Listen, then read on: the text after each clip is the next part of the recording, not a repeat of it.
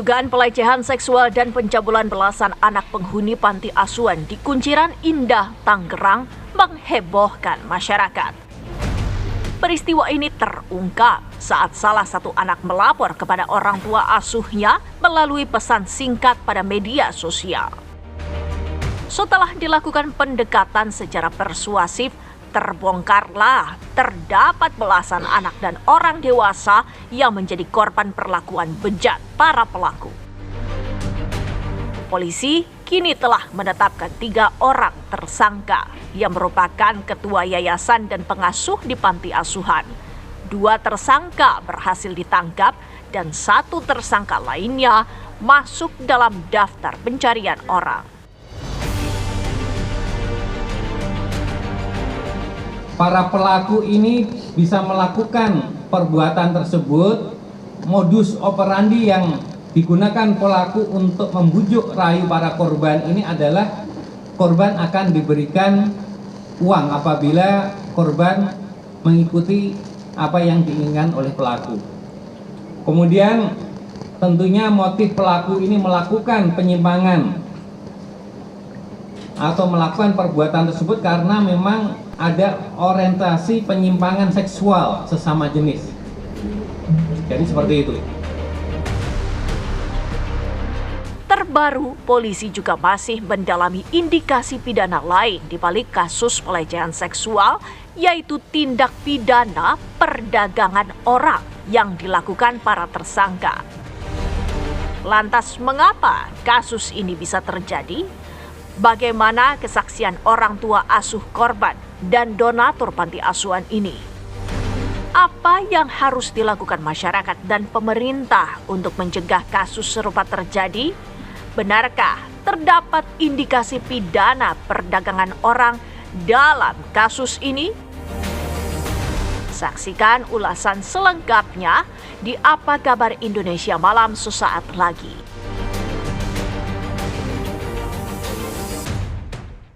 Saya harus menarik nafas panjang mengingat kasus ini begitu luar biasa keji dilakukan oleh seorang oknum pelaku pemirsa terhadap anak-anak yang menjadi korban pencabulan. Pemirsa, kasusnya masih berjalan, korban pun terus bertambah. Di Apa Kabar Indonesia Malam hari ini akan menjadi edukasi kepada Anda bahwa sosok-sosok yang tidak disangka melakukan perbuatan sekeji ini terlihat soleh, terlihat baik di masyarakat, bisa menutupi kejahatannya sedemikian rupa. Karena nanti saya akan menggali dengan mereka yang pernah sehari-hari bergaul dengan pelaku, bahkan juga dekat dengan pelaku pemirsa. Selain itu di studio TV One ada 2 narasumber saya lewat sambungan Zoom, yakni Ibu Ai Mariati yang merupakan Ketua KPAI, dan di sini sudah ada Mas Reza Indagiri yang merupakan pemerhati anak dan juga psikolog forensik. Selamat malam. Assalamualaikum warahmatullahi wabarakatuh, Mas Reza.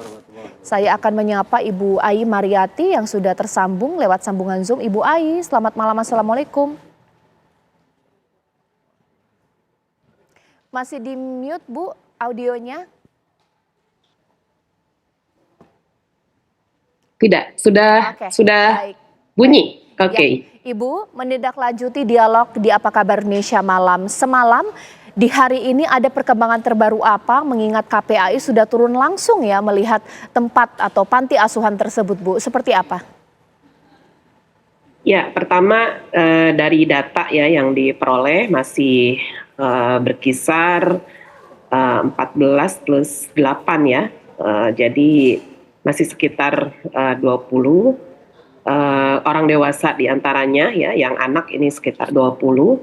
Dan tentu kami masih memiliki data lain yang sudah berada di luar. Nah, ini yang sangat challenging, kepolisian harus segera men-tracking dan ini sedang dilakukan langkah-langkahnya.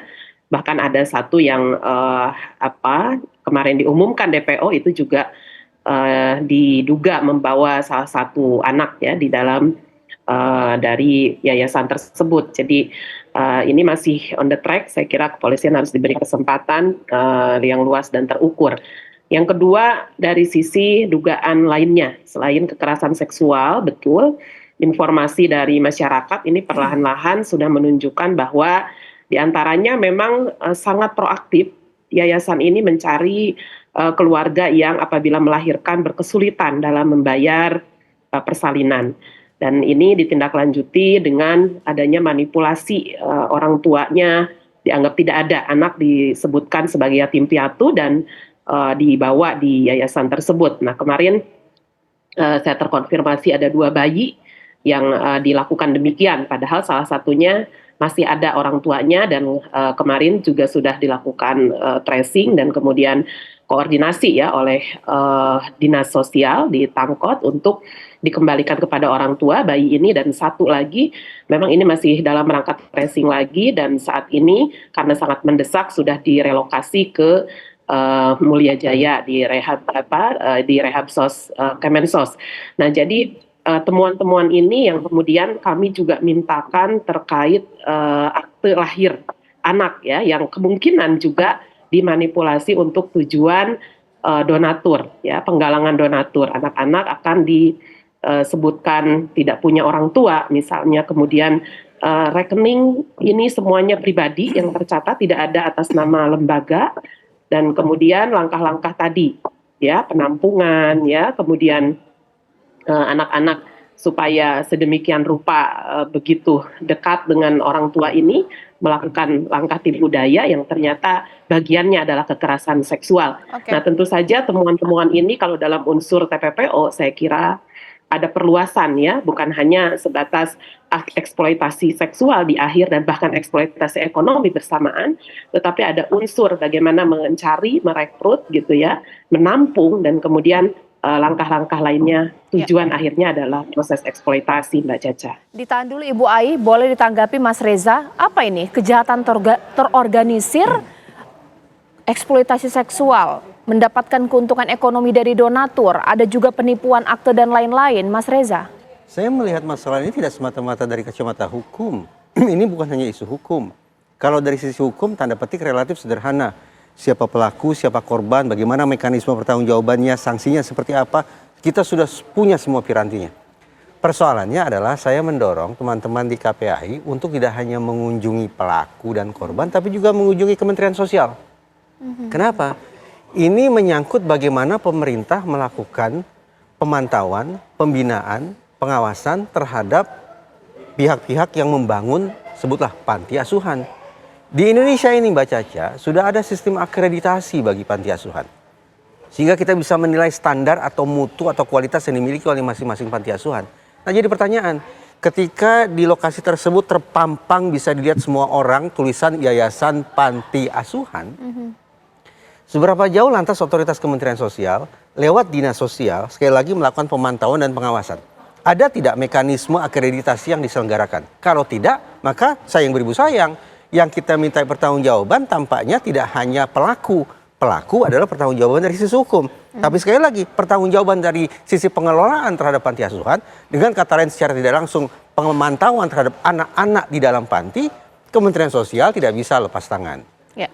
Oke, Ibu Ai, ketika turun langsung, data-data testimoni dari tetangga mungkin juga yang bekerja di panti asuhan, sebenarnya sosok dari pelaku ini seperti apa? Atau mungkin sederhananya begini, kenapa dia bisa menutupi kejahatannya sedemikian rupa dan kemudian terungkap ini baru-baru saja?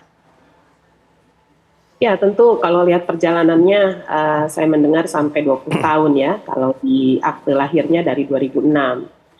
Ini perjalanan yang cukup panjang gitu ya, dan ternyata tidak tercatat di Kemensos. Itu langkah pertama yang kami koordinasikan, dan bersyukur kita langsung direspon oleh Gus Menteri ya, dan sehingga sampai datang direncanakan koordinasi secara nasional terkait LKS ini. Nah, tentu saja kami juga bertanya apa yang sebetulnya terjadi, lingkungan tahukah situasi gitu ya dengan tetangga kanan kiri. Memang mereka menggunakan terminologi keagamaan yang sangat kuat sehingga menutupi apa yang sebenarnya terjadi di dalam. Sebetulnya masyarakat melihat dari luar itu cukup baik gitu ya, karena mereka juga bergaul untuk tujuan keagamaan, misalnya ke aktivitas keagamaan. Tetapi kita lihat ternyata itu dijadikan satu manipulasi ya dengan secara sosial gitu, karena belakangan justru itu hanya untuk menutup dari aktivitas yang terjadi, dan bahkan menutup pertanyaan-pertanyaan mengapa yang hanya memperoleh aktivitas ataupun dilibatkan itu hanya anak laki-laki misalnya, bahkan yang ada di panti sosial tersebut hanya anak laki-laki. Nah ini tentu yang kami dengarkan juga dari masyarakat di sana bahwa bukan masyarakat dari sekitar yang ada menjadi anak asuh di sana. Nah ini pertanyaan juga bagi kami, bahkan beberapa orang ini yang sedang dalam tracking ini di luar daerah, misalnya Bandung gitu ya, karena kalau lihat dari strata LKS kan sebetulnya lembaga kesejahteraan sosial itu ada yang levelnya kota kabupaten, provinsi, dan bahkan langsung di bawah Kemensos, tergantung coverage yang ada. Misalnya anak-anak yang sekitar kecamatan tersebut barulah disebut dengan terdaftar di tingkat misalnya kota kabupaten, yang berbeda wilayah kota kabupaten, provinsi, dan seterusnya. Nah ini akan menunjukkan gitu ya bahwa apakah proses rekrutmen tadi itu secara proaktif betul dilakukan dari awal atau tidak, sehingga apa yang disampaikan tetangga kok bisa 180 derajat kira-kira yang ditemukan, ini bagian-bagian dari manipulasi itu atau memang tidak ada sama sekali misalnya kepedulian atau pengawasan ya yang harusnya dilakukan oleh kementerian di awal untuk mengidentifikasi apakah ini masuk terdaftar, tidak terdaftar, maupun perkumpulan jenis sosial kesejahteraan apa yang sedang dilakukan. Ini yang sedang kami lakukan pendekatan-pendekatan kemudian ditindaklanjuti oleh kementerian terkait. Iya, Mas Reza, sebenarnya ciri-ciri orang yang manipulatif ini seperti apa sih? Kadang-kadang kita suka terbuai, tertipu, orangnya soleh, sosial, baik di luar, dengan niatan untuk membantu sesama, seakan-akan kita udah buyar di situ ya. Nanti sesaat lagi saya juga akan bertanya kepada saksi-saksi yang pernah dekat dengan pelaku untuk mengetahui pelaku ini sosok seperti apa. Usai jeda berikut.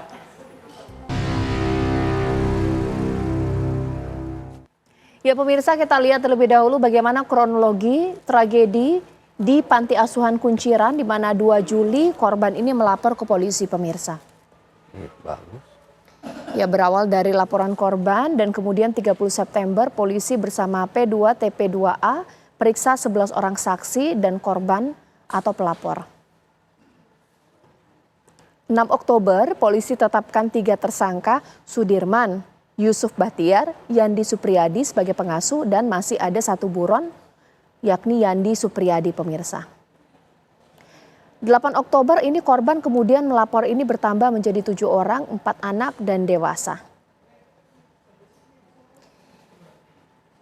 Sementara itu informasi yang terbaru bahkan saat ini korban diketahui bertambah menjadi 8 orang. Nah, banyak sekali video yang sudah tersebar ya di media sosial. Aktivitas dari pelaku ini kan begitu soleh, pemuka agama, sering ceramah, sosial, membuat panti asuhan, terlihat baiklah di luar. Tapi ternyata bisa melakukan perbuatan sekeji ini dan menutup rapat perbuatan jahatnya. Mas Reza. Sayangnya tidak ada ciri-ciri tertentu apalagi testimoni bahwa saya adalah calon predator. Ya. Justru sebaliknya, kalau seseorang punya niat jahat dan ingin mengincar terutama anak-anak, tentu orang ini harus berpenampilan sedemikian rupa, bertindak tanduk sedemikian rupa agar dia tidak tampak sebagai sosok yang menakutkan di mata anak-anak.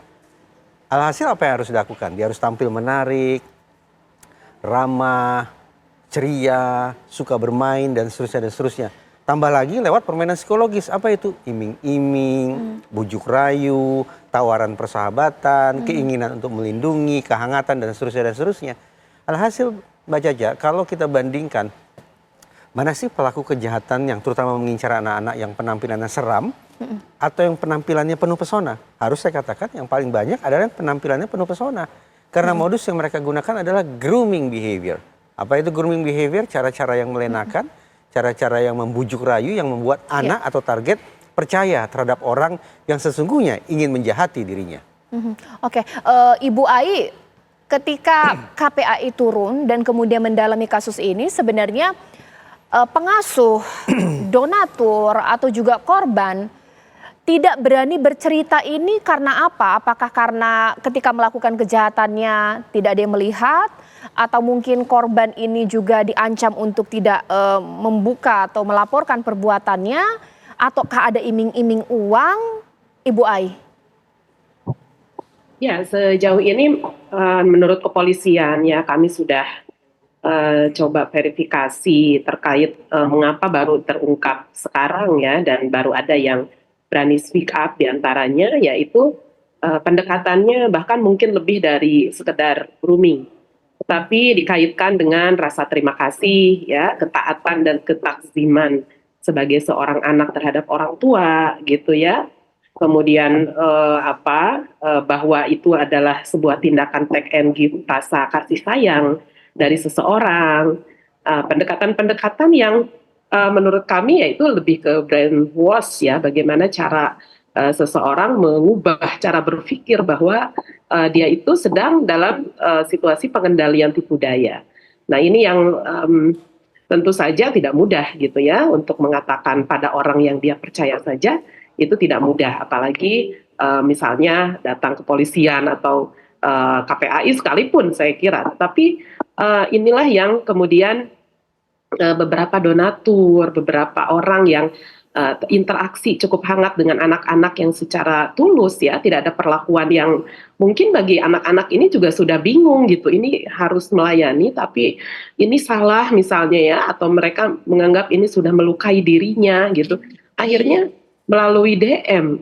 Ini yang saya kira juga bagian yang khas sekali ya, anak-anak gitu, cara dia membuat komunikasi dengan seseorang, masyarakat ya, dan itu donaturnya, dan itu orang yang dia kenal baik, untuk mengatakan bahwa kok saya diperlakukan demikian.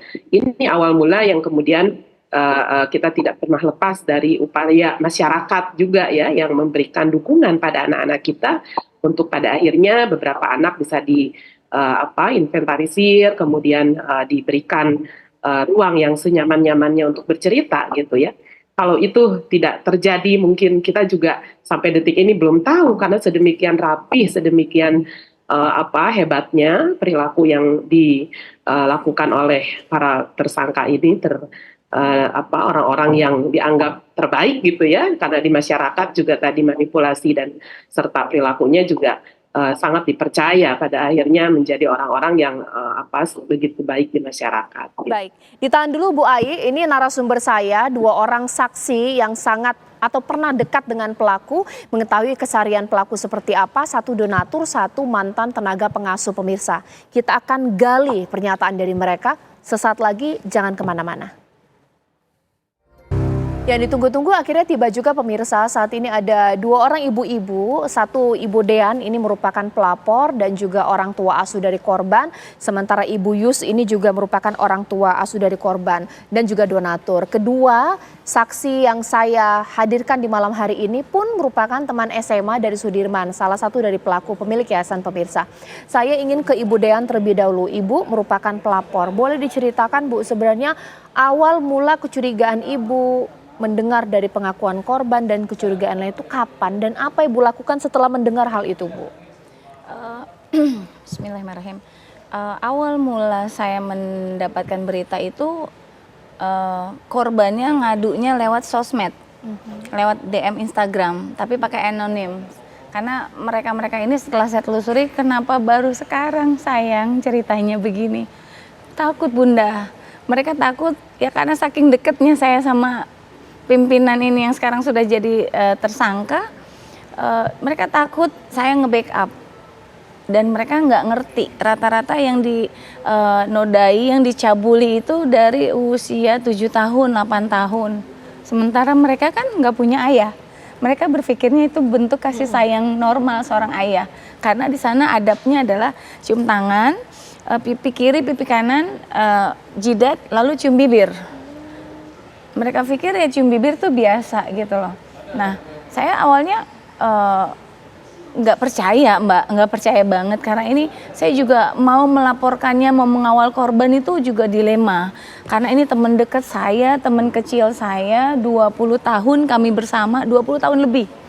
20 tahun, saya menikah aja sudah 20 tahun, mereka dukung pernikahan saya. Kayak 25 tahun deh saya main sama si korban, si pelaku ini. Akhirnya dengan ditemani oleh kakak asuh di sananya, saya tanya siapa yang tahu, aku cerita ke kak ini, saya kumpulin. Akhirnya datang tuh mereka berlima ke sekolah saya, karena kita sama-sama punya yayasan, dia yayasan panti asuhan, saya yayasan pendidikan gitu. ketika cerita gitu, ya yang tadinya bilang cuman saksi, tapi feeling saya seorang ibu main. Kalau saksi, kenapa dia ceritanya sampai bergetar, sampai mata nanar, keluar air mata, gemeter. Akhirnya saya panggil salah satu pengasuh. Bener, kamu cuman saksi aja sayang. Gemeter lagi gitu. Akhirnya saya temukan para kakak pembina di sana juga hasil dari korban pencabulan Sudirman ini. Jadi ketika mereka dinodai, dicabuli, itu ketika mereka usianya belasan tahun. Ada yang 9 tahun. Karena salah satu korban yang 9 tahun itu saat ini ada sama saya, usianya sekarang 16 tahun. Kalau dia 7 tahun di panti asuhan ini, ya berarti kan sudah 7 tahun yang lalu, Mbak. Usia dia lagi 9 tahun gitu. Dan untuk menguak para korban ini mereka malu. Dan sampai ketemu pun akhirnya ada salah satu korban yang orang tuanya tunanetra. Saya pendekatan lagi ke orang tuanya. Bu, anak ibu sudah nggak ngerti. Ngebayangin orang tunanetra tuh dicabulin tuh kayak gimana, nggak ngebayangin, disodomi tuh kayak gimana, nggak ngebayangin gitu loh. Ketika ada salah satu yang disodomi itu nangis sampai pingsan, Mbak, untuk menceritakan penderitaan dia bertahun-tahun aja. Saya punya videonya, di video ini sama salah satu teman saya untuk menggali ini. Dia sampai tegang, kaku, marah, bahkan kejang dan berakhir pingsan. Untuk cerita aja dia pingsan. Bagaimana mungkin 7 tahun dia tahan itu semua. Dan ini 7 tahun orang yang baru ketahuan sekarang. Sementara panti asuhannya ini sudah 20 tahunan. Kan berarti kalau dikuak bisa ratusan. Waktu digali apa sih alasan dari korban ini nggak melapor ke polisi atau mungkin kabur begitu? Apakah diancam? Iya, yang pasti halus. Ini permainannya sangat halus. Disayang-sayang dulu, dibuai-buai. Karena awalnya kenapa bisa terjadi, semua saya tanyain, bermain dari lotion, obat anti nyamuk itu loh, dipakein di betisnya, di pahanya. Lalu kalau korbannya masih tidur nyenyak, terus ke alat kemaluannya. Aduh, ya ampun. Sampai dikeluarkan spermanya. Allah gitu loh. Allah. Jadi anak-anak kecil di sana diajarin sodomi bersama-sama. Aduh, ya mohon maaf ya pemirsa ya. Karena ini terlalu detail ya, kita menghindari hal tersebut mungkin, tapi ya ini menceritakan perilaku bejat dari pelaku. Sekarang saya ke Bu Yus, ini teman SMA ya, ini bukan manusia kok bisa, orangnya seperti apa sih Sudirman ini? Saya mengenal di Sudirman itu mulai sekelas itu kelas 2, kelas 3 SMA, karena ngambil di biologi waktu itu kan. Di saat itu memang perilaku dia kan ya memang ke perempuan. Jadi kalau mau gabung di tempat perempuan-perempuan, dia nggak mau di laki-laki. Udah memang stylenya dia melambai dan ke perempuan. Saya juga tidak curiga kalau dia memang sampai predator begini. Saya juga nggak tahu dari kapan dia mulai begini kan. Kan terpakai dari sekarang. Nah kalau kenapa dia mulai membuat pengajian ini tempat panti ini juga saya juga nggak nyangka, karena di saat dia keluar SMA kita tuh semua temen udah banyak yang bekerja. Nah dia mungkin nggak dapat pekerjaan karena dengan gestur tubuhnya yang agak ke perempuan mungkin susah mendapatkan pekerjaan. Tapi di situ dia mulai calling ke teman-teman SMA kalau dia itu mencari pekerjaan agak susah. Makanya saya pikir dia bercerita, saya berpikir buat pengajian aja kali ya, atau buat di rumahnya cukup kecil, jadi cuma berapa murid untuk diajarkan pengajian dari berapa orang, lama-lama banyak.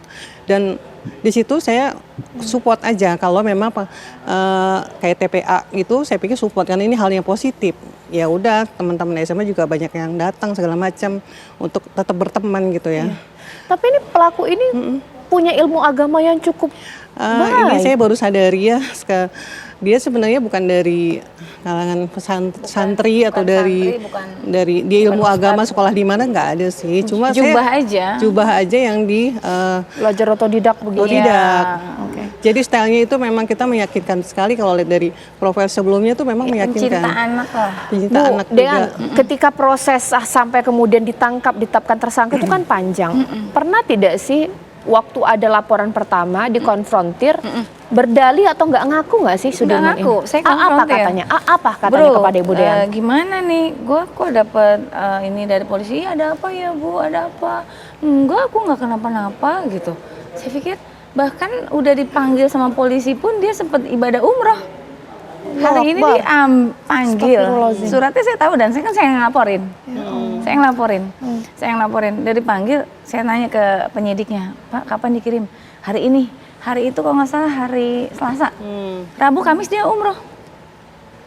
Masih ngirim doa-doa ke kita semua videoin. Sister Din Desvi, semoga ini, semoga itu semua kita dapat. Kita dikirimin. Kita diem-diem aja, padahal kita udah laporin Udah dia. masukin laporan. Dari Juli tanggal awal bulan. Agustus dia pulang kan Agustus ya? Iya.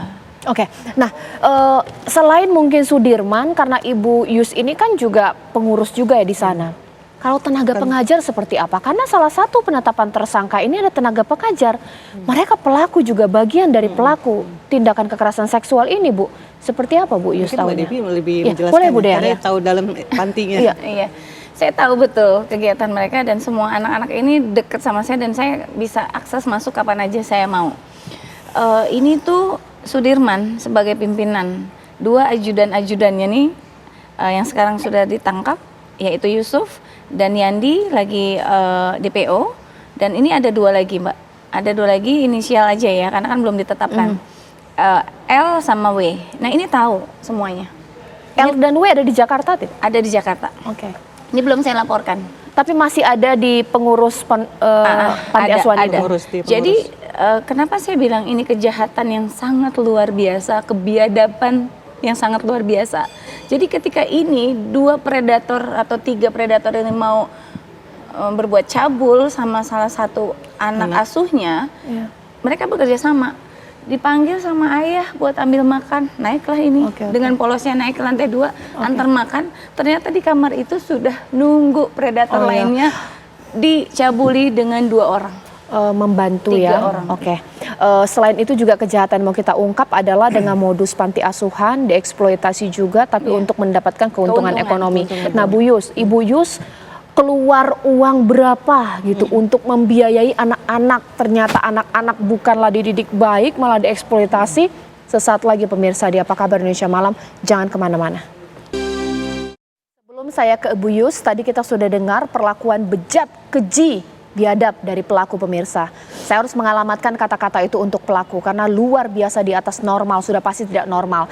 Ibu Ai, mungkin ini pertanyaan terakhir kepada Ibu Ai. Apa yang harus dilakukan kepada korban? Ini korban anak-anak, ada juga anak-anak yang kemudian beranjak remaja mendapatkan seks menyimpang seperti ini, Ibu Ai. Ya, selamat malam Mbak. Ini kawan saya, Mbak Despi, Mbak Yus. Semoga tetap kuat ya dan kita dampingi anak-anak sampai nanti tuntas. Ya, pertama tentu ini rehabilitasi sedang dijalankan, kita beri kesempatan yang seluas-luas dan terukur. Yang kedua, kami juga sudah koordinasi untuk kapasitas di Rehabsos di Tangkot ya, apakah akan direlokasi di rujukan akhir, MSOS tentu bukan hanya pendekatan psikologis, tapi juga beberapa sudah mulai keluar kebutuhan psikiater misalnya, lalu bagaimana pendidikannya, karena ini cukup lama, dari mulai 2 Juli terdaftar di kepolisian, ini sudah beberapa bulan, dan tentu anak-anak kan sedang sekolah dan lain sebagainya, sehingga saya merekomendasi supaya berbarengan juga hak pendidikannya tidak terabaikan gitu ya. Berikutnya supaya mereka terputus ya dari sebuah peristiwa di masa lalu, kemudian ada pembiasaan menormalisasi situasi yang sama sekali ya harusnya dihindari.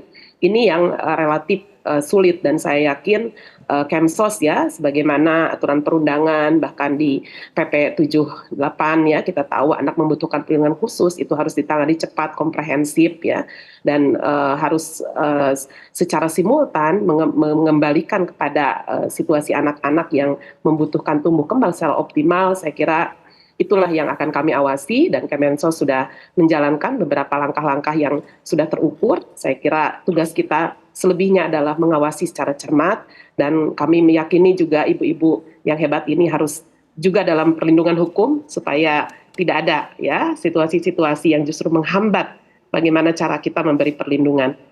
Tidak sendiri ya Ibu Des, Mbak Yus, kita sama-sama, dan saya meyakini ini bagian edukasi literasi kita, sehingga tadi saya kira cukup untuk menjelaskan hal-hal yang bersifat tadi situasi anak-anak ya. Kita meyakini bahwa inilah langkah kita selanjutnya, memberi perlindungan, dukungan, dan tentu seluruh komponen ya, kementerian, lembaga, bahkan balai rehabilitasi saat ini sedang bekerja. Kepolisian terus kita dorong informasi-informasi penting tentu tadi dari Mbak Des, kita akan sampaikan secara lebih cermat lagi gitu ya. Jangan sampai ada yang tertinggal, perluasan dari situasi KS, kemudian TPPO, dan bahkan tadi perlakuan buruk ini harus sampai pada pertanggungjawaban secara hukum, dan tentu saja berdampak, punya daya lenting, efek jera di masyarakat, dan pencegahan pun harus semakin optimal. Bagaimana yayasan sosial tidak terjadi dan tidak terulang peristiwa ini. Begitu Mbak Caca, Mbak Reza, terima kasih. Ibu Ai, terima kasih atas waktunya. Kita tunggu nanti bagaimana perkembangan terbaru langsung dari KPAI yang mengawal kasus ini. Ibu Yus, kembali saya lanjutkan.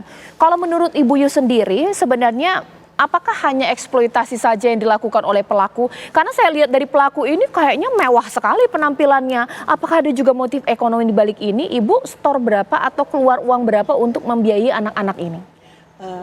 Untuk masalah pendanaan itu yang ada sekarang sampai sewah ini, itu juga bukan dari keterlibatan saya pribadi. Karena saya diawali dengan, karena dia memang punya, saya lihat dari awalnya dia punya beberapa anak, anak didikin itu cuma berapa orang, 5 apa 10 orang. Terus dari situlah kami melihat dia memang dari awal kelihatannya memang baik, aware sama kami, yang cerita ini anaknya seperti ini nggak punya bapak, ini nggak punya ibu, ini anak duafa yang sangat susah, dia cerita terus dia bercerita. Nah disitulah kami agak terenyuh ya. Di situ terenyuh, saya kan punya beberapa teman komunitas. Nah saya bawa, karena dari cerita Sudirman begitu, saya membawa Sudirman dan anak-anak pantinya ke tempat donatur lain. Disitulah dia bercerita lagi kalau dia anaknya seperti ini, modus jadinya kan. Saya juga nggak tahu di situ balik modus, makanya disitulah timbul ada rasa ingin menyumbang. Dari awalnya ada yang menyumbang uang, pasti makanan, lama-lama pembangunannya pun ada yang membiayai. Karena di saat itu kondisi awalnya memang kondisi biasa aja, cuma tanah dan cuma bilik. Lama-lama karena teman banyak yang melihat langsung kejadian awal, banyak yang kita gimana nih cara membuat lebih baik lagi gitu. Ibu Dean, ini tadi katanya sudah ada dengar laporan sejak bulan Mei ya tadi Bu ya. Nah sampai kemudian sekarang Oktober baru terungkap, ini kan cukup lama ya, 3 bulan lebih ya. Ada tidak sih upaya orang-orang yang berusaha menutupi kasus ini Bu? Nah, ya saya sebelum ini ke kantor polisi, saya jujurnya saya juga tabayun dulu ke guru kami. Salah satu guru kami yang kebetulan guru beliau juga gitu, menanyakan segala macam, dan ya saya rasanya sulit Mbak, selain saya juga nggak mau ini jadi fitnah, nanti ini malah saya yang jadi perbuatan yang apa ya, dibalik lah di kalau tidak benar gitu kalau ya? tidak benar kan saya dunia akhirat ini ya. Nah akhirnya yang kesulitan bagi saya sih sebenarnya meyakinkan orang tua korban. Kan apa kerabatnya atau korbannya sendiri sekarang udah ada yang usianya 27 tahun, 30 tahun, ya sudahlah Bunda, ini udah takdir kata mereka gitu. Tuh udah terjadi di masa lampau. Tapi ketika saya bisa mengorek satu wacana, sayang ini nggak bisa, kalau kamu speak up, kalau kamu berani bicara, itu bakal terselamatkan adik-adik kamu yang lain di sana. Ini kejahatan yang harus kita berhentikan. Tidak bisa nak, ini kamu masih anak-anak di bawah umur. Kalaupun kita harus maju ke meja persidangan, nanti sidangnya ditutup kok. Persidangannya tutup ya? Bukan persidangan tidak terbuka ini korban kekerasan seksual. Terus muka kalian juga pakai masker, pakai kacamata, pakai ini, pakai jaket, nggak akan takut, semua tutup. Dan ini lillahi ta'ala. Saya pun di sini lillahi ta'ala, nggak ada mau cari pamor, nggak mau cari sesuatu, nggak ada. Justru cuma menolong anak-anak. Nolong anak-anak aja. Kami seorang ibu semua menjerit. Satu hal, jadi mencederai panti-panti lainnya atau yang orang mau Yang mondokin baik. pesantren aja pada Iya. takut. Oke. Mas Reza, di sini kan kita bisa menarik benang merah bahwa untuk membuktikan kasus kekerasan seksual paling sulit adalah membuktikan. Sementara pembuktian itu penting di persidangan. Ibu Dean, Ibu Yus susah payah untuk membujuk korban-korban yang mungkin pelecehannya itu sudah masa lalu. Orang tua korban ini seperti apa tanggapan Mas Itulah Reza? sebabnya kenapa anak-anak tergolong sebagai salah satu kelompok manusia yang memang paling rentan mengalami viktimisasi, termasuk menjadi korban kejahatan, apalagi kejahatan seksual. Secara fisik mereka tidak sanggup berkonfrontasi secara frontal, secara psikis mereka relatif mudah diintimidasi, mudah dimanipulasi dan seterusnya. Dan secara sosial kita ini belum tentu langsung percaya terhadap apa yang disampaikan oleh anak, sehingga pertolongan pun datang terlambat. Tapi menyimak apa yang ibu-ibu pelapor ini sampaikan tadi, paling tidak ada 2 pembelajaran positif yang bisa kita tarik. Pertama, ternyata benar kan perbincangan dan sikap tegas kita terhadap orientasi dan perilaku seksual menyimpang harus terus-menerus kita suarakan. Itu satu. Yang kedua, sekali lagi ini pembelajaran bagi kita semua. Saya menangkap pesan bahwa acap kali kita ini salah kaprah dalam memposisikan panti asuhan. Negara kita ini sesungguhnya menganut prinsip bahwa pengasuhan itu berbasis keluarga. Jadi kalau kemudian ada anak yang masih punya keluarga, tidak harus ayah, tidak harus ibu, tante, om, kakek, tapi semaksimal mungkin mereka harus diasuh oleh keluarga itu. Kalaupun ada situasi terpaksa di mana anak harus dititipkan di panti, harus diingat betul bahwa itu sifatnya harus sementara. Sehingga panti asuhan harus terus-menerus mencari cara agar anak bisa direunifikasi atau dikembalikan ke keluarganya. Nah, kita salah kaprah kan? Begitu anak masuk panti asuhan, kita membayangkan selama-lamanya anak akan di situ. Itu salah kaprahnya. Nah, sayang beribu sayang, otoritas terkait tampaknya juga masih harus bekerja keras untuk mengedukasi masyarakat agar sekali lagi tidak salah kaprah dalam menyikapi keberadaan panti asuhan. Ya. Panti asuhan yang terbaik adalah panti asuhan yang kosong melompong. Karena panti asuhan itu terbukti berhasil mengembalikan anak ke keluarga dan memberdayakan keluarganya. Iya, oke.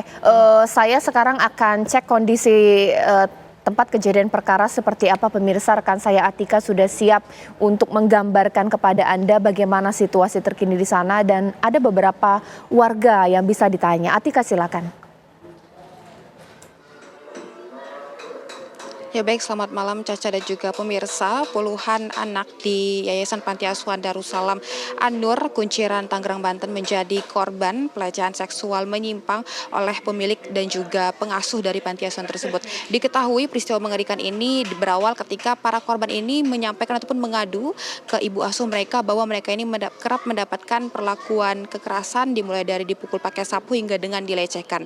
Yang mana motifnya dari ketiga pelaku ini memang diketahui mereka ini meminta tolong para korban untuk membersihkan kamar pribadi miliknya, kemudian diembel-embel dengan sejumlah duit dan juga telepon genggam, sehingga para korban ini mau tidak mau melayani ataupun nafsu dari ketiga pelaku ini. Saya akan menanyakan pemirsa, karena memang diketahui pelakunya ada 3, 2 sudah diamankan dan satunya ini masih buronan. Salah satu pelakunya ini adalah Sudirman berusia 49 tahun yang merupakan pemilik dari panti asuhan Darussalam An-Nur ini. Untuk mengetahui lebih lanjut sosok dari Pak Sudirman yang berusia 49 tahun ini gimana, sudah bersama saya Ibu Mumu selaku tetangga dari Pak Sudirman ataupun pemilik dari panti asuhan. Ibu Mumu, selamat malam. Ibu berbincang sedikit dengan kita TV One. Ibu kenal sosok Pak Sudirman ini itu gimana, Bu? Orangnya baik, di lingkungan sini ya orangnya suka berbagi, terutama sama janda-janda, anak yatim. Ya saya tahunya kayak gitu. Pak Sudirman ini itu memang orang lama di sini ya, Bu? Tinggalnya tidak jauh dari panti asuhan atau gimana nih, Bu? Iya, dia asli sini. Dia tinggalnya ya di belakang sini. Si Pak Sudirman ini tinggalnya bersama keluarganya, orang tuanya atau gimana nih, Bu? Ya sama ininya pasti dia tinggal sendiri di sini. Katanya ada kakak kandungnya juga ya, Bu? Iya ada. Tapi berada satu rumah atau gimana? Enggak, udah beda-beda rumah. Untuk komunikasi si Pak Sudirman ini sehari-harinya dengan warga sekitar, dengan ibu pribadi ini gimana? Baik. Dan yang saya ketahui ini juga Pak Sudirman selain dia juga mengurus di panti asuhan, katanya juga ada pengajian yang diadakan dengan warga sekitar, khususnya janda-janda, dan juga ada TK juga ya Bu untuk warga sekitar. Itu bisa diceritakan nggak? Iya, ya ngaji kalau ibu-ibu malam habis maghrib, kalau anak-anak ya habis asar, kalau TK ya pagi, gitu aja udah saya taunya. Kalau Ibu secara pribadi kenal dengan Pak Sudirman ini sebelumnya pernah beraktivitas atau gimana nih Bu? Ya nggak beraktivitas, umroh sama dia bareng, kenangan terakhir sama dia. Ketika mengetahui kasus ini, nyangka nggak Bu sebagai tetangga dekat dari Pak Sudirman? Enggak. Baik, terima kasih ya Ibu Umu atas tanggapannya mengenai sosok yang merupakan ini Sudirman yang berusia 49 tahun, salah satu tersangka yang sudah diamankan oleh pihak kepolisian. Di antaranya ini ada Sudirman dan juga ada Yusuf Batiar berusia 30 tahun selaku pengasuh, dan juga satu tersangka lainnya yang masih dalam tahap pengejaran ataupun sudah masuk ke dalam DPO Dewan Pencarian Orang ini, yakni Yandi ataupun Alif selaku pengasuh. Demikian kembali ke studio Caca. Ya, terima kasih Atika yang sudah bertanya kepada warga yang mengenal sosok dari Sudirman ya pemirsa ya. Nah, Ibu Yus, kalau menurut Ibu Yus sendiri sebenarnya ada rahasia apa lagi di balik Sudirman ini? Sebenarnya motivasinya apa? Karena niatnya awalnya mungkin diceritakan kepada Ibu adalah untuk sosial, tapi kemudian dia jadi semacam pemuka agama. Ini orang waras tidak tuh seperti apa menurut Ibu? Ya, saya awalnya tidak mengira sih. Memang dia dari backgroundnya kan bukan pemuka, bukan dari santri atau apapun. Saya tidak mengiranya tuh banyak yang sampai sadar tuh sekarang. Kok bisa ya kita percaya yakin sama sosok seperti ini yang bukan backgroundnya tuh santri atau dia dari belajar dari manapun tidak ada. Kalau transparansi keuangan dari yayasan itu Ibu tahu tidak? Tidak, saya tidak tahu karena saya cuma anak asuh, orang tua asuh. Yang di dalam itu kan tadi yang Mbak Devi bilang ada 5, di dalam itu ada yang pengurus-pengurusnya. Pengurus inti ada 5 orang ini, yang 2 udah tersangka kan. Tinggal 3 ini kita lagi dalam pengembangan. Kalau keluarga dari Sudirman ini di mana Bu? Keluarga? Masih sebelah-sebelahan sih rumah-rumahnya. Ayah, pamannya Sudirman. Keluarga, orang tuanya sudah meninggal ya. Sudah meninggal. Tinggal kakaknya atau 2 kakaknya yang mungkin tinggalnya nggak jauh-jauh juga dari situ. Sempat bertanya gitu kepada keluarganya ini saudaramu ini bejat atau bagaimana itu Bu? Enggak, saya belum ketemu lagi untuk sampai saat ini. Karena memang nggak boleh kita interogasi terus. Berarti kalau SMA itu memang sudah ada terindikasi ke arah sana ya? Penyimpangan? Belum sih, saya lihat belum. Karena dia biasa aja bergaul dengan perempuan-perempuan. Dan hore-hore aja maksudnya cuma ceria-ceria aja. Belum sampai saat ini. Tidak pernah punya pendamping kekasih gitu? Saya seringnya sama Mbak Devi untuk terus menanyakan kapan mau menikah, kapan mau berkeluarga. Kalau ngurus ibu dulu, ibunya udah meninggal, saya tanya lagi, kapan nikah? Nanti bapak saya meninggal, lagi ngurusin bapaknya, udah dua-dua udah meninggal. Saya tanya lagi bulan Mei. Bulan Mei itu masih tanya lagi, ini kapan mau nikah? Kan baru khitanin salah satu anak pantinya kan, di khitan. Kapan mau nikah? Iya nanti, masa ayah doang, bundanya mana gitu kan. Kan anak-anak ini cuma punya ayah, nggak punya ibu. Apa alasannya gitu nggak menikah gitu? Dia mau ngurusin bocil-bocil ini. Gitu. Anak kecil, dia bilang sayang anak. Berarti dia memang sengaja memilih anak untuk dimasukkan ke panti asuhannya hanya anak laki-laki? Pernah curiga nggak sih? Pernah, kan saya nanya ke korban, orang tua korban itu ketika saya investigasi ke Bandung, ke Macan, ke Puncak. Ibu gimana dulu kronologisnya bisa ibu nitipin anak ini di pelaku ini gitu kan. Iya, waktu itu saya lagi di rumah, dia nyamperin, ibu anaknya mau tinggal sama kami enggak gitu. Dia nyari, jadi dia nyari mangsa, enggak yang... Saya punya pertanyaan, sesama pengurus, maaf ini, sesama pengurus, SU dan tersangka lain juga melakukan aktivitas seksual tidak? Iya. Oke. Perkiraan saya begini, ini perkiraan saya begini. Ini pertanyaan induknya kan, ini homoseksual, atau ini pedofilia, atau ini efebofilia, hebefilia, dan seterusnya, dan seterusnya. Perkiraan saya begini ya, SU dan para pengurus yang notabene dewasa itu, boleh jadi mereka adalah homoseksual. Iya, homoseksual. Sudah. Tetapi pada saat yang sama mereka mungkin punya pandangan tadarotan akar pun jadi. Jadi ketika tempo-tempo mereka tidak bisa menyalurkan hasrat seksual yang menyimpang dengan sesama dewasa, maka mereka memilih untuk menjadikan target lunak sebagai objek pemuasan itu. Iya. Sehingga kepada sesama sifatnya eksklusif, Iya, betul. ketertarikan sesama jenisnya dengan sesama dewasa Suka sama sifatnya eksklusif, tapi ke anak-anak sifatnya adalah fakultatif. Karena sekali lagi barangkali tempo-tempo tak ada rotan akar pun jadi. Dan tenaga pengajar yang sekarang terlibat sebagai pelaku ini adalah korban Sudirman juga ini. Iya, Jadi berarti sudah kayak lingkaran setan atau bagaimana? Iya, Ya, sudah dirilis polisi. itu yang sering kita bahas, bahwa mereka yang hari ini berada pada posisi sebagai korban kejahatan seksual, jika Besok. tidak tertangani, esok hari akan menjadi pelaku kejahatan seksual. Pertanyaannya kok bisa ya? Ada dua hal nih yang barangkali pemirsa Aki Malam juga perlu tahu. Pertama, kenapa korban menjelma sebagai pelaku adalah karena mereka tidak paham. Apa sih yang terjadi pada saya? Sehingga mereka melakukan perbuatan serupa untuk apa? Untuk memperoleh pemahaman itu. Oh ternyata ini yang terjadi, ini yang saya lakukan, ini yang saya rasakan. Atau kemungkinan yang kedua, marah, dendam, sakit hati. Ya. Tapi karena tidak bisa saya salurkan ke orang yang dulu menjahati saya, maka saya jahati, saya luapkan Dendam ke ya, orang itu ya. berikutnya. Allah. Oke, baik. Sesaat lagi pemirsa, saya akan tanya kepada Ibu Dean, sebenarnya berapa potensi korban yang mungkin kalau kita bisa minta testimoninya akan semakin bertambah, karena saat ini hanya 8 orang pemirsa. Usai jeda berikut. Bu Dean, ini kan korban 8, tapi mungkin nggak sih bahwa ini korban sebenarnya ada banyak tapi sedang digali untuk pengakuannya? Mungkin sekali Mbak, ini 8 ini yang sudah kasusnya masuk ke kepolisian. Nah, ada korban yang lagi antri, ya kan saya juga nggak mau ngeribetin kepolisian kan, konsentrasi dulu deh nih sama yang 8. Nah, kita udah punya nama-nama korban siapa aja dan pelakunya siapa aja yang sudah kita tulis. Ini ada di sini. Itu yang insya Allah besok korban mau saya antar ke PPA, Perlindungan Perempuan dan Anak, untuk divisum.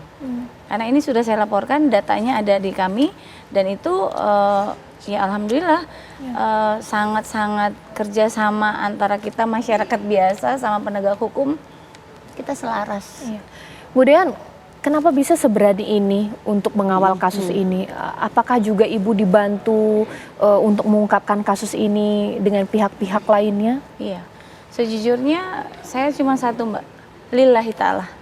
Saya nggak ada siapa-siapa, nggak ada orang siapa-siapa di balik ini semua.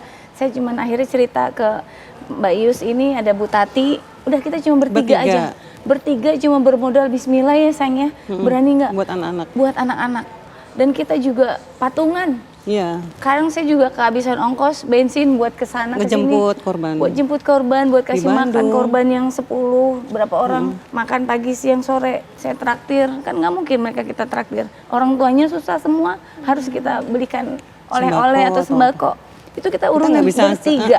Sampai akhirnya saya mendapatkan dukungan besar dari sahabat saya Bu Intan, yang kebetulan suaminya juga aparat kepolisian. Saya diskusi sama beliau, akhirnya beliau ada minta atensi ke Bu Rum sebagai kanitnya di sana, dan akhirnya ini berjalan pelan-pelan, tapi insya Allah pasti dibantu aparat kepolisian dan PPA juga. Iya. Dan akhirnya saya pun mendapat pertolongan dari Pak Haji Syukur ya. Iya. Pak Haji Syukur selaku anggota DPRD Provinsi, dan itu beliau makin percaya diri kita. Ini pertolongan Allah yang ternyata Allah makin dekat ke tersangka ini, ke Makin cepat, pelaku ya. jadi tersangka. Akhirnya Pak Haji Syukur, Pak Wahidin Halim sebagai anggota DPR RI, kan beliau pada punya kewajiban untuk ini, dan alhamdulillah Pak Haji Syukur sama Pak Wahidin Halim sangat-sangat bantu dan support kita. Juga dinas sosial setempat semua perhatian Mbak, peduli. Baik, Mas Reza, ini kan contoh baik ya ketika masyarakat peduli untuk mengungkap kasus ini. Banyak juga masyarakat yang takut, ya nantilah itu tugas kepolisian, atau mungkin nggak mau ikut campur karena takut dianggap menuduh. Ini seperti apa Mas Reza? Satu, beruntung bahwa orang-orang yang melapor, terutama sudah menjadi korban kejahatan seksual, mereka tidak boleh dilaporkan balik. Itu satu. Yang kedua, ternyata testimoni dari korban pun sudah memiliki nilai yang luar biasa untuk proses penegakan hukum. Dibutuhkan paling tidak 2 alat bukti, keterangan dari korban sudah memenuhi 1 alat bukti. Ini untuk memudahkan proses hukum. Kedua. Yang ketiga, Undang-Undang Perlindungan Anak sudah memuat sekian banyak poin terkait perlindungan khusus bagi anak-anak korban kejahatan seksual. Jangan salah, perlindungan khusus itu sifatnya adalah wajib dilakukan oleh siapa? Pemerintah pusat, pemerintah daerah, dan lembaga negara lainnya. Jadi pertolongan terhadap korban jangan kita tagih dulu ke masyarakat, jangan kita tagih ke LSM, jangan. Urut-urutannya sudah jelas dalam undang-undang. Yang kita tagih terkait dengan pelaksanaan perlindungan khusus bagi anak-anak korban kejahatan seksual adalah sekali lagi Aparat. pemerintah pusat, pemerintah daerah, dan lembaga negara lainnya. Kepada mereka lah tagihan itu kita kirim. Iya, baik. Terima kasih Mas Reza, terima kasih Ibu Yus, dan juga terima kasih kepada Ibu Dean. Ya pemirsa, ini kita tunggu ya bagaimana kemudian kasus ini akan bisa segera terungkap pemirsa. Tidak ada halangan yang kemudian bisa terjadi pemirsa. Di Apa Kabar Indonesia malam ini saya menghadirkan dua keterangan saksi yang saya juga mohon maaf kepada Anda jikalau ada kata-kata yang tadi sempat terungkap ini karena Ibu Dean begitu banyak ingin mengungkapkan kasus ini secara kronologis kejadian pemirsa. Mungkin terakhir di sini Ibu Yus, mungkin himbauanlah kepada masyarakat bahwa harus awas dengan sekitar. Kalau ada kejadian seperti itu, boleh masyarakat menjadi polisi masyarakat, laporkan, bantu. Karena ini korban kan anak-anak juga, atau mungkin bagaimana? Ini keberanian Ibu Yus dan Ibu Dean ini. Ya, Mbak Dean aja. Aduh. Coba Mbak Dean, boleh. Iya boleh. Ibu Dean saja. Ya. Seperti mengutip kata-kata Mas Reza tadi, kita sebagai orang tua, kalaupun mau nitipin anak kan nggak selamanya. Itu dulu pegangan kita satu. Jadi cuma sementara. Nah, yang saya yakini ketika saya masuk ke ibu korban, dia terkaget-kaget, stres, histeris. Nah, ini sebagai orang tua kita harus peka dan jeli. Kalau anak sudah curhat nggak betah, kita harus peka dan aware. Baik. Jadi jangan diterusin taruh lagi di panti, taruh lagi panti. Jadi yuk kita mulai membuka komunikasi antara ibu dan anak dan keluarga. Baik, terima kasih Bu Dean, Ibu Yus, dan juga Mas Reza. Tadi ada Ibu Ai dan rekan saya Agita sudah bersama saya di sini pemirsa di Apa Kabar Indonesia Malam. Ya, informasi tadi juga sekaligus menutup perjumpaan kita di Apa Kabar Indonesia Malam pemirsa, dan nanti pada pukul 20 waktu Indonesia Barat pemirsa, Anda bisa menyaksikan program Indonesia Business Forum bersama dengan Putri Windasari dengan tema barcode bensin subsidi masih menjadi polemik. Akhir kata saya Agita Mahlika. Saya Cica Anissa, selamat malam. Sampai jumpa.